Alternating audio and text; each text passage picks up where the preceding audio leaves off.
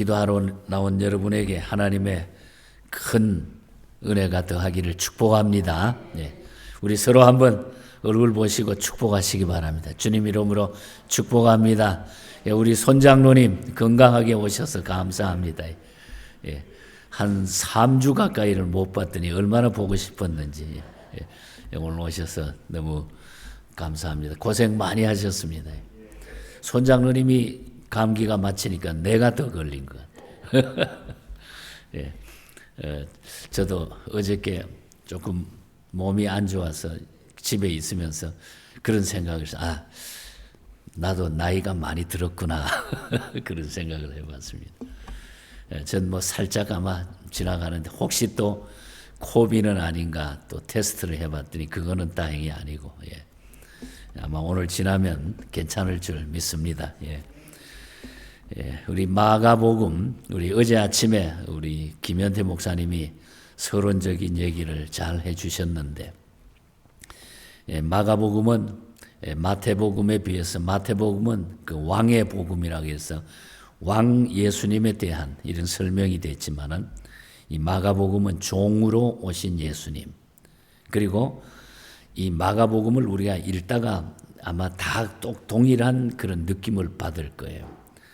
굉장히 엑사이팅한 행동하는 예수님에 대한 것을 느낄 거예요. 그래서 벌써 우리가 1장에서 보면은 세례 요한 사역하고 예수님의 활동이 1장에서부터 그냥 바로 막 움직이는 활동적인 그런 메시지들이 담겨져 있습니다. 오늘 2장에 와서도 뭐 예수님께서 얼마나 많은 일들을 막 속히 진행해 나가는지. 그래서 우리가 마가복음에는 어떤 신학자들은 이것은 행동의 복음이다 이렇게 제목을 붙이기도 합니다.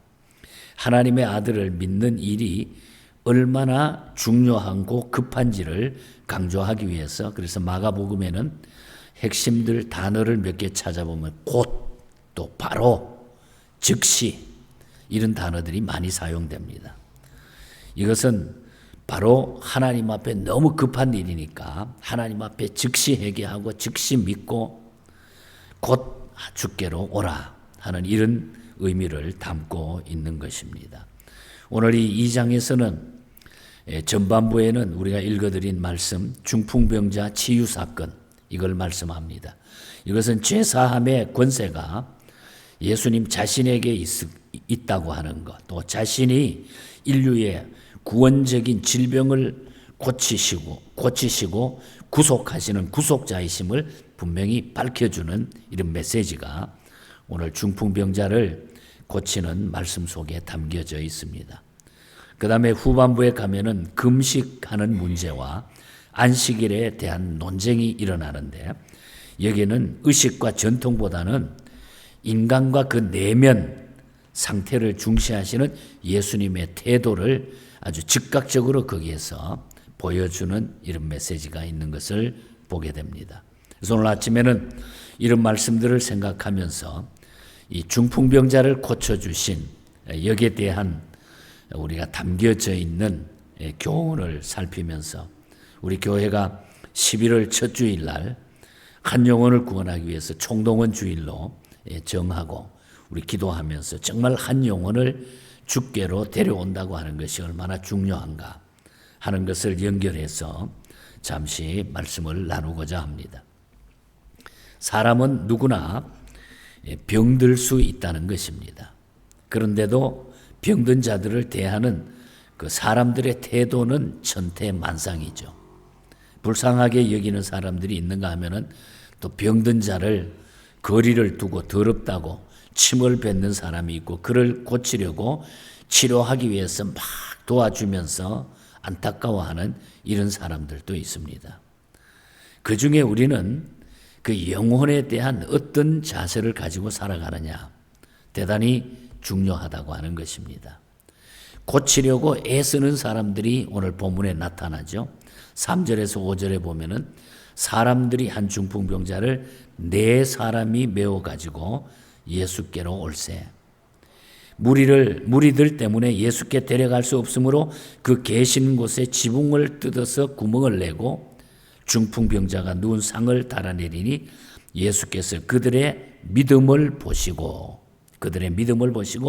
중풍병자에게 이르시되 작은 자야 내 죄 사함을 받았느니라. 그들의 믿음을 보시고 예수님께서는 데리고 온 사람들의 정성스러운 믿음을 보시고 중풍병자를 고쳐주셨다. 우리가 잘 아는 얘기잖아요. 우리가 욥기에 가서 보면 욥의 친구들이 나오죠. 욥의 친구들은 욥이 병들었을 때 찾아와 가지고 뭐 위로한답시고 찾아왔는데 정신적으로 더욱 피곤하게 만들었다는 거죠. 그런데 이들은 그렇지 않고 한 영혼에 대한 중풍병자에 대한 간절함으로 고치려고 애쓰기 위하여 네 사람이 그것도 맞추어서 한 영혼을 예수님께 데리고 왔다. 우리 예수님께는 모든 문제를 해결할 수 있다고 하는 이 믿음을 이 사람들은 가지고 있었다는 거죠. 우리가 하나님 앞에 살아가면서 영혼에 대한 그 사랑함이 오늘 이 중풍병자를 죽게 데리고 왔던 네 사람의 심정을 우리가 가져야 돼요.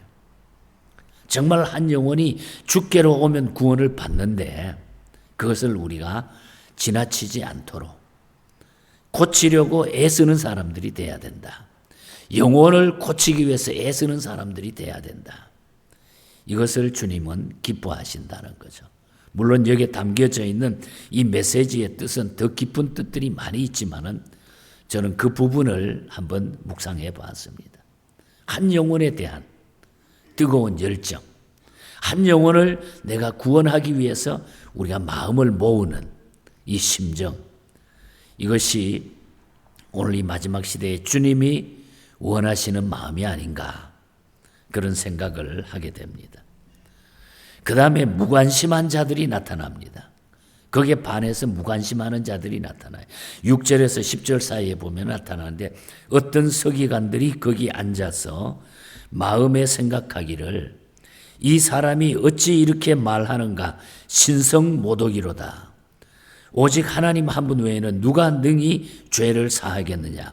그들이 속으로 이렇게 의논하는 줄을 예수께서 곧 중심에 아시고 이르시되 어찌하여 이것을 마음에 생각하느냐. 중풍병자에게 내 죄사함을 받았느니라 하는 말과 일어나서 내 상을 가지고 걸어가라 하는 말이 어느 것이 쉽겠느냐. 그러나 인자가 땅에서 죄를 사하는 권세가 있는 줄을 너희로 알게 하려 하노라 하시면서 중풍병자에게 말씀하시되, 바리새인들은 병자에 대해서는 무관심하고 있는 겁니다. 지금 병을 고치는 것이 중요한데, 그 한 영혼에 대한 병을 고치는 것이 중요한데 바리새인들은 그 병자에 대해서는 무관심하고 그의 고통이 얼마나 심할까, 괴로워할까 이 생각 따위는 안중에도 없고 오히려 예수님께서 이 병을 고쳤다는 것에 대해 가지고 그것을 모함하기 위해서 이야기를 하고 있다는 거죠. 모함하기 위해서. 이는 잔인한 행동인 것입니다. 우리가 사도행전에도 보면은 사도행전 16장에 바울과 실라에 대한 이야기가 나오는데, 그 당시에 바울과 실라가 한 여자를, 정신적으로 고통에 있는 여자를 고쳐줍니다. 이렇게 고쳐주고 멀쩡하게 되니까 이 사실을 옆에서 보고 기뻐해야 되는데 기뻐하지 아니하고 돈 버는 길이 막힘을 서운해 해가지고 바울과 실라를 괴롭히고 잡아들인 거예요. 병 고친 것에 대해서 그 사람이 깨끗하게 치유한 것에 대해서 기쁨이 없고 오히려 자기네들이 밥 먹고 사는 것이 다 막혔다고 생각을 하고 바울과 실라를 오히려 못 살게 굴었다는 거죠. 지금도 병자가 생겨야 먹고 사는 사람이 있고 사람이 죽어야 먹고 사는 직업이 있습니다. 하지만 우리는 가장 중요한 것은 생명이라는 거죠. 생명. 그래서 우리는 무관심하면 안 된다는 거예요. 한 생명에 대해, 한 영혼에 대한 것을 우리가 무관심하는 것이 그만큼 무섭다고 하는 거죠. 무관심이 큰 죄가 된다는 것입니다. 그래서 우리는 무관심이 무섭다.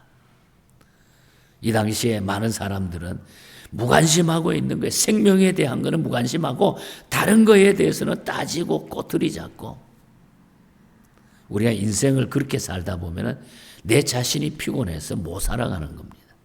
그래서 우리는 영혼에 대한 관심을 가지라.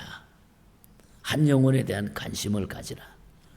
예수님이 한 거에 대한 기뻐하고 같이 박수는 쳐주지 못할 망정 그걸 따져가지고 그냥 따져서 그것을 넘어뜨리려고 하는 이런 무리가 돼서는 안 된다는 거죠.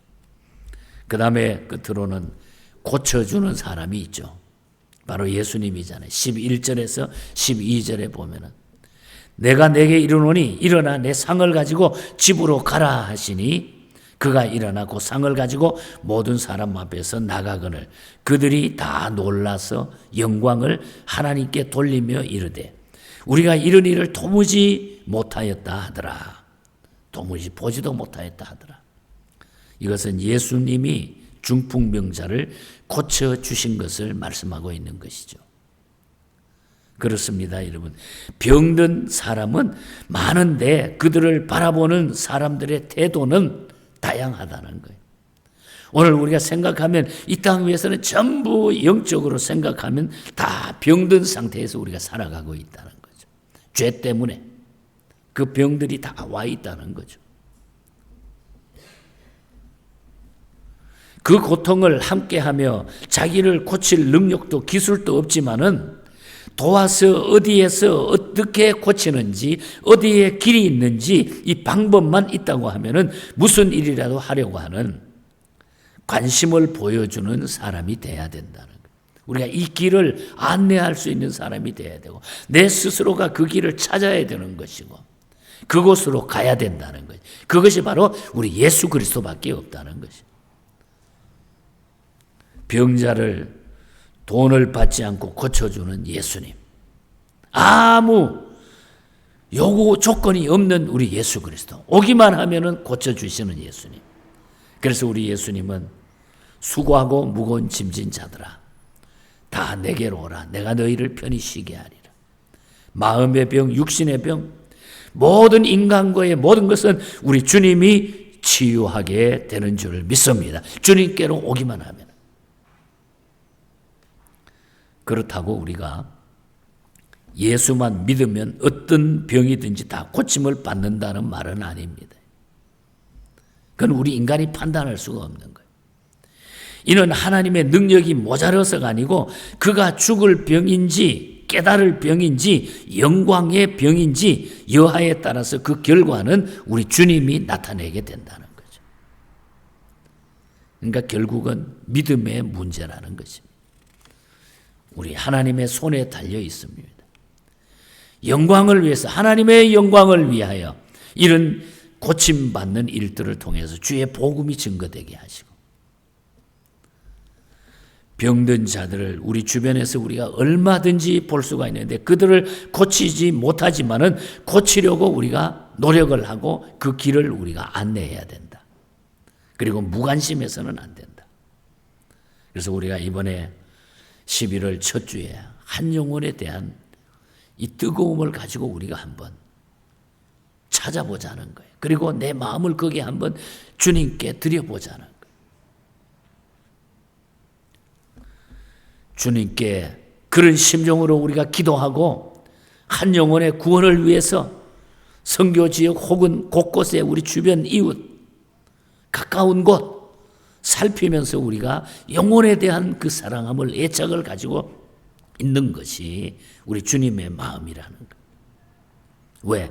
그곳에만 살 길이 있기 때문에 진정한 살 길은 우리 주님께 있기 때문에 병, 무거운 짐, 인생고의 그 어떤 것도 모두 해결해 주시는 분이 우리 주님이기에 예수님께로 나와야 정상이고 영원한 삶이 계속될 수 있기 때문에 그래서 무거운 짐 지고 있는 모든 사람들이 주께로 오라고 주님은 불러주시는 거죠. 오늘 아침에도 헨리 라이트 목사님의 찬송을 부르고 또한 호프만 목사님의 찬송시를 우리가 함께 고백했습니다. 호프만 목사님은 우리 인생과의 모든 일, 자기가 살면서 너무너무 힘들었는데, 그리고 교인을 상대해가지고 상담하다가 내가 목사인데 이거 엉뚱한 것을 그동안 가르쳤구나. 예수님께 가지고 나오면 모든 것이 해결이 되는데, 한 여성 성도에게 상담하다가 그 무거운 짐 예수님께 내려놨는데 모든 것이 해결됐습니다. 자기 자신이 더 은혜를 받은 거예요, 목사님. 그래서 시를 쓴 찬송이 내 모든 시험 무거운 짐을 주 예수 앞에 아뢰며 근심에 쌓인 날 돌아보사 내 근심 모두 맡으시네. 주님께로 가지고 오면 주님이 다 맡아주신다. 우리 가사 하나하나가 얼마나 의미가 있는지 몰라요. 내 모든 괴로움 닥치는 환난 주 예수 앞에 아뢰이면 주께서 친히 날 구해 주사 넓으신 사랑 베풀어 주시네.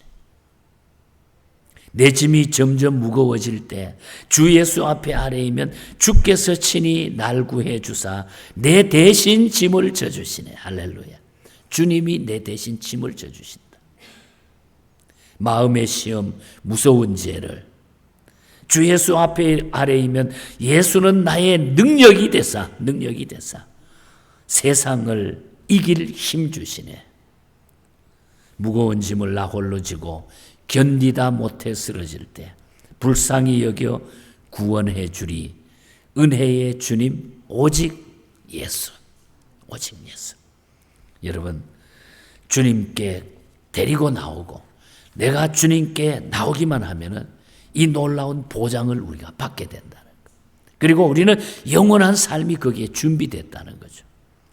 라이트 헨리 목사님도 그랬잖아요. 1820년도에 항원이라고 하는 이분은 원래 그 블릭스햄이라고 하는 그 스코틀랜드 출신인데 그 영국 교회를 목회했던 목사님인데 블릭스햄에 아주 가난한 그쪽이 그 바닷가이기 때문에 어민들 중심으로 목회를 했는데 너무너무 힘든 목회를 했어요. 그러니까 24년 동안 목회를 하는데 너무너무 힘들고 어렵고 자기 몸의 한계점까지 와가지고 이탈리아로 이제는 요양하러 떠나기 위해 가지고 이탈리아로 떠나게 됩니다. 육신을 감당할 수가 없었어요.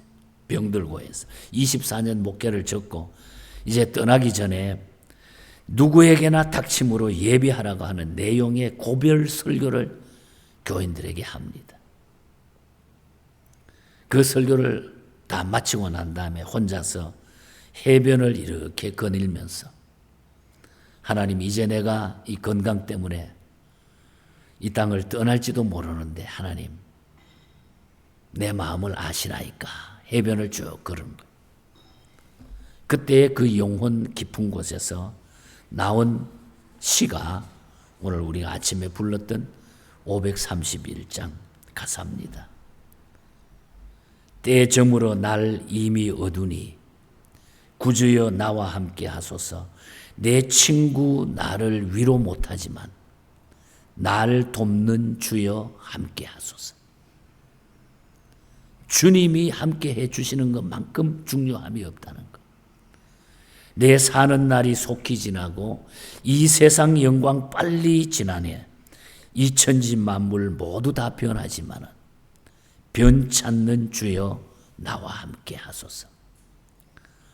이 가사를 쓰면서 이것을 고백하면서 너무너무 하나님의 은혜가 감사해서 지금까지도 함께 해주셨던 그 하나님이 자기를 그냥 꽉 붙잡아 주시는 것 같더래요.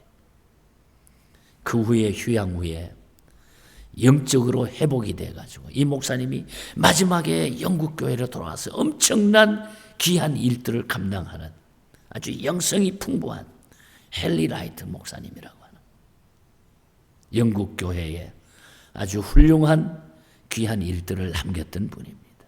여러분, 나를 도울 수 있는 분, 나를 사랑해 주시는 분, 내 생명은 주님의 손에 달려 있다는 거예요. 그분이 나를 지키신다. 그래서 우리는 주님 앞으로 나와야 되는 거예요. 주님 앞으로. 사는 길은 주님밖에 없다는 거. 그래서 우리는 한 영혼에 대한 이 감격을 우리 스스로가 한번 경험하시기를 바라고, 또 한 영혼을 우리가 사랑하면서 내 스스로가 해결 문제는 우리 예수님밖에 없다고 하는 이 사실을 기억하면서 우리가 11월 첫 주에 한 영혼에 대한 그 사랑을 지금부터 기도하면서 준비해서 영혼 구원의 우리 교회가 이 마지막 시대에 하나님 보시기에 부끄럽지 않는 이런 일을 감당하는 우리 모두가 될 수 있기를 주님 이름으로 간절히 축복합니다. 우리 기도하십시다. 우리 이 시간 우리 함께 11월 첫 주에 우리가 총동원 주일로 한 영혼을 구원하기 위해 이웃도 초청하고 우리가 그동안 또 오지 못했던 분들 또 여러 가지 팬데믹으로 사정으로 말미암아 힘들었던 모든 영혼들을 다시 한번 잔치 자리에 모아서 우리 하나님 앞에 예배드리는 이런 귀한 일을 우리 교회가 통해서 많은 영혼들이 구원되게 해달라고 지금부터 우리가 매일 기도할 수 있기를 바랍니다. 오늘 아침에 특별히 그 기도를 시작할 수 있기를 바랍니다. 그리고 우리 스스로가 그 한 영혼을 정해서 그분을 위해서 여러분들이 기도하시기 바랍니다. 그리고 내일 주일을 위해서 기도해 주시고 우리 10월에 우리가 더 넘치는 복, 여러분의 가정의 건강, 물질 모든 것이 더 넘치는 이 가을의 열매가 맺어지도록 우리 함께 합심해서 기도하겠습니다. 하나님 아버지